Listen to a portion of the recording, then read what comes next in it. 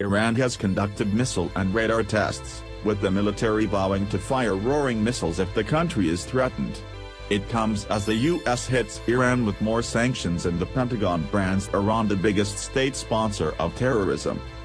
The latest exercise took place in Semnan province on Saturday, covering 35,000 square kilometers, and the Revolutionary Guard's website said the drills took place to showcase the power of Iran's revolution and to dismiss the sanctions.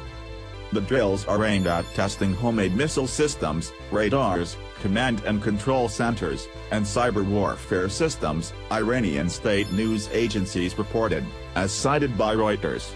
If Iran's security is threatened, Iran will not hesitate to retaliate, the military added in separate remarks. We are working day and night to protect Iran's security. If we see the smallest misstep from the enemies, our roaring missiles will fall on their heads, the head of the Revolutionary Guard's aerospace unit, Brigadier General Amir Hajizadeh, was quoted as saying by Tasnim news agency. On Friday, the U.S. imposed fresh sanctions related to Iran's missile program, blacklisting 13 individuals and 12 businesses. Earlier the same day, the world witnessed a full-out Twitter war. U.S. President Donald Trump tweeted that Iran is playing with fire, and that he would not be as kind as Obama.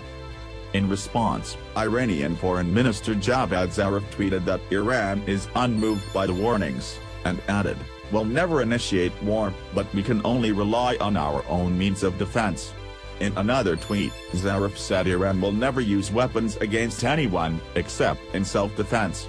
Let us see if any of those who complain can make the same statement. U.S. Defense Secretary James Mattis then branded Iran as the single biggest state sponsor of terrorism in the world. It is no good to ignore it. It is no good to dismiss it, and at the same time I don't see any need to increase the number of forces we have in the Middle East at this time, the Pentagon chief said at a press conference in Tokyo on Saturday. We always have the capability to do so, but right now I don't think it's necessary, he added.